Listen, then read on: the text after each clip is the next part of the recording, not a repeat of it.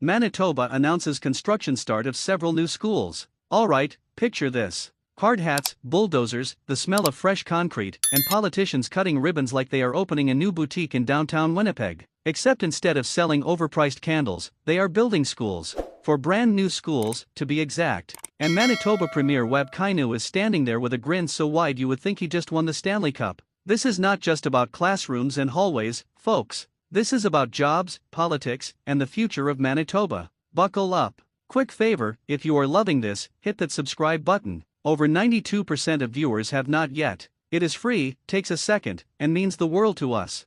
Thanks if you did. Now back to the show. So let us set the scene. Webb Kainu, Manitoba's premier, and the guy who went from hip-hop artist to the highest office in the province, held a news conference in Winnipeg recently. And he was not there to drop a new album. He was there to announce something arguably cooler, the official start of construction on 4 new schools across Manitoba. That is right. 4 new schools. Cue the confetti cannons and the obligatory photo ops with shovels. Now, before you roll your eyes and think this is just another politician making promises that will take a decade to materialize, hold on. Construction has actually started. We are talking real bulldozers moving real dirt. And these are not tiny one-room schoolhouses either. These are full-fledged educational facilities designed to handle growing communities and crumbling infrastructure that has been ignored for far too long. Finally, Manitoba kids might not have to attend class in buildings that look like they survived the War of 1812. But here is where it gets interesting. These projects are not just about bricks and mortar. They are being built under something called the Manitoba Jobs Agreement.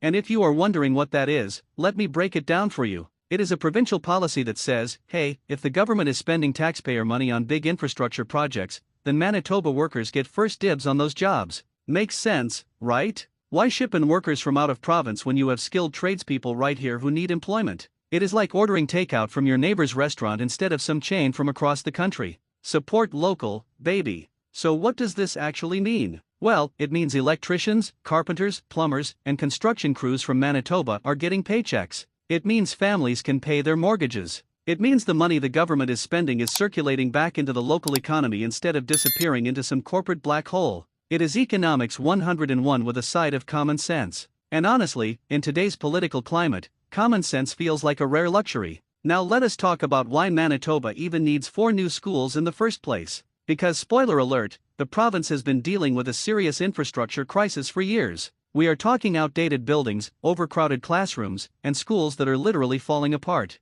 Some of these places have mold issues that would make a health inspector weep. Others are so overcrowded that kids are learning in portables that feel more like glorified storage containers. It is not exactly the ideal learning environment, is it? And it is not like this problem popped up overnight. Previous governments kicked the can down the road for years, promising fixes that never came. Meanwhile, communities kept growing, families kept moving in, and the need for proper schools became more urgent. So when Kainu stands up and says construction is starting, it is not just a political win. It is a long overdue answer to a very real problem. But let us not pretend this is all sunshine and rainbows. Building 4 schools is great, but Manitoba needs way more than 4. The province has dozens of schools in desperate need of replacement or major renovations. So while this announcement is a step in the right direction, it is exactly that, a step. Not a victory lap. Not mission accomplished. Just one step on a very long road. And the pressure is on Kainu and his government to keep the momentum going. Because if they stop here, people are going to notice.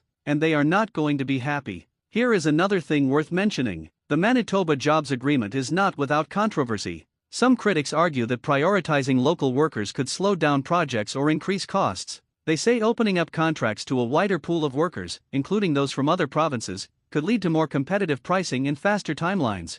Fair point. But the counterargument is equally strong. If you are using taxpayer dollars, should not those dollars benefit the taxpayers directly? Should not Manitoba workers, who pay into the system, get the first shot at these opportunities? It is a debate that is not going away anytime soon. What makes this announcement even more interesting is the timing. Kainu's government is still relatively new. He is trying to prove that his administration can deliver on promises, create jobs, and rebuild trust in a province that has been burned by political dysfunction in the past. These school projects are a chance to show results. Tangible, visible results. The kind of thing you can point to and say, see, we did that. And in politics, that kind of credibility is worth its weight in gold. Let us also talk about what this means for communities. New schools are not just about education. They are community hubs. They host events, provide spaces for gatherings, and become landmarks in neighborhoods. When a new school gets built, property values often go up.